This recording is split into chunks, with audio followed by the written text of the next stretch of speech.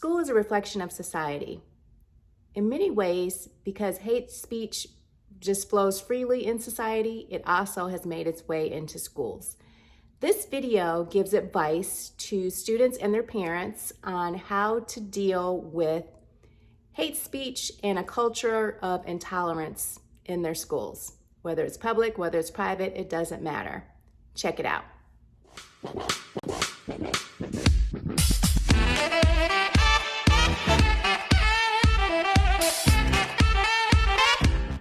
Hi, I'm Lindy. Welcome to my channel, or welcome back. Today's video is dealing with a heavy topic. The topic is how to work with your kids when it comes to racism in their schools. And this is really focused on high schools, although my kids have experienced racism lower school, middle school, and upper school. So our experience happens to be of a private school, but this applies to private, public, Catholic, you name it. It's just very pervasive, and I've found over the years it's not going away. So one thing we have to do as parents of kids of color is to teach them how to keep themselves healthy, keep their emotions healthy, and how to excel and do what they need to do well in school. So I have 5 points that I want to share today when your kids are faced with hate speech, racism, anything like that, anything that falls under that umbrella. What prompted me to make this video today is most recently my daughter, who's a 9th grader, was subjected to hate speech, not directly, but indirectly. The use of the N-word just flies every day, apparently, in an environment that's a private school environment. The students that do it, sometimes it appears that they aren't facing the consequences that they need to face, which unduly has an impact on my daughter and her peers, because it just seems like it's not fair, the culture is not being supportive, and she comes to us for answers, as she should, as her parents. So I crafted the top 5 things that I've told my daughter that I think it's been very helpful for her, and I would like to share with other parents out there who are facing similar circumstances with their kids. Number 1, you have to teach your kids that racism is insidious, and the biggest damage that it does is it's a distraction. It keeps our kids from being focused on what they need to be focused on in order to thrive. So our kids need to go to school, they need to learn, they need to do the best that they can, they need to get good grades if they're capable so that they can go to college. That's pretty much what a lot of the kids are aiming to do. I'm sure if you're watching my videos, you want your kids to go to college, not just any college, but top colleges, because that's pretty much what I'm covering. So first and foremost, teach your kids to stay focused on their goals. Yes, there could be a racist child in their class or in their grade or wherever in their school, and they're hearing about things being said. Maybe things are said to them directly. Maybe they're said to their friends. They're getting it indirectly. Whatever the case may be, kids need to stay focused on what they're there to do. And it needs to come from the parents. They need to hear that it's okay to not make that be, not let a racist comment take over your whole day, take over your whole mindset, because that's the part of racism that doesn't get talked about a lot. But the people that are victims of racism, if it is allowed to fester, it really messes with your head, and you just put too much attention on that versus attention on your education and on what you're there to do. So stay focused. And let me just be clear too. Don't be letting somebody punk you or, misuse you or mistreat you, but you have to stay focused on your goal. That's number 1. Number 2, stay connected with like-minded peers.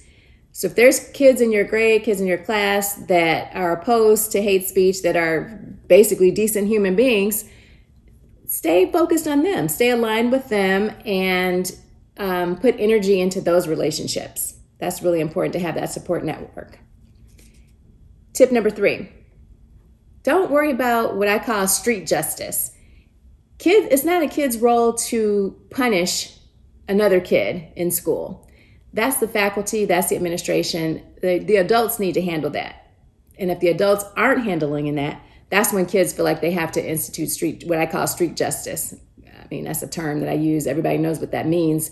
But if a kid is, for example, taking their own actions to punish a kid, that might mean fighting them, that might mean cussing them out. It could show itself in a lot of different ways. But the kid that's a victim of racism or hate speech should not be the one that has to punish the other kid. It just does not make any sense. Teachers need to step up. Administration needs to step up. It's really a cultural thing. If this is flying and it's okay in schools, the culture needs to be addressed at the root cause, from the top to the bottom.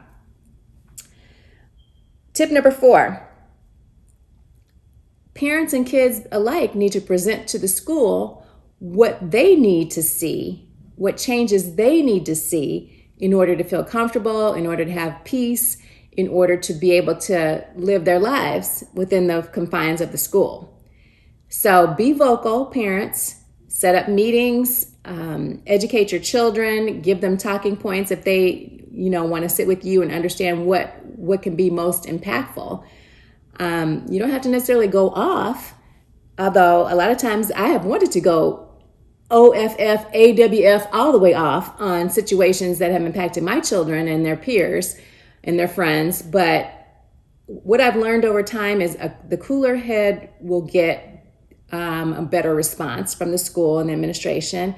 Cooler heads prevail, as they say. So arm your children with a conversation. First of all, what is it that you want to make yourself feel comfortable? What is it that you want displayed by the school, by the culture, and be able to speak to those points, either in a formal way, through a meeting, a letter, an email, however it needs to be communicated, but get the point across that the power can be shifted to the person that has been put in a situation where they've had to deal with racism, especially in a private school. You should be more than comfortable, because you're paying tuition, to go and speak to anybody in that school that you deem necessary to speak to get this worked on. I won't say resolved, because it seems like it's ongoing. I've been dealing with this for 17, 18 years within a private school environment. So you have to work, it's a long haul situation. It's not going to change. Culture doesn't change overnight, but you have to start, and you have to continue to put the pressure on until things are better for your children. Last but not least, my last point is teach your children history. They have to know history, their cultural history specifically, so that they are built up. They understand where they come from. They understand, in the case of African Americans, that we didn't come here as, our history on the planet is not as slaves. We came here as kings and queens. We originated as kings and queens. We are the origination of society. So if your children know those sorts of facts about their history, it's easier for them to understand this. Don't let this person, this racist person, or this hate speech filled person take me out of who I am at the core. That's very important. They also need to know American history in its true sense, and why someone who is racist, how they developed. Why are they racist? What is the root cause for them behaving the way they behave? Knowledge is power. So work with your children to let them understand, help them to understand the whole landscape. What is really going on? At the end of the day, our kids need to thrive. All of our kids need to thrive, period. They shouldn't be distracted by hate speech and racist acts and kids that think saying the N-word is funny, those sorts of things. They can't be focused on that. They have to focus on themselves and what they are there to do. At the end of the day, that's to thrive. So that's what I have to say. I know it's a lot, and I'm pretty emotional about it, because this is pretty raw and something that just pretty much happened. It's happened for my other kids historically, but this is really the first time that my ninth grader has really had to face this head on. So hopefully this information is helpful for you parents out there. Please like my channel, like my video, subscribe to my channel, and have a great day. And I'll see you in the comments.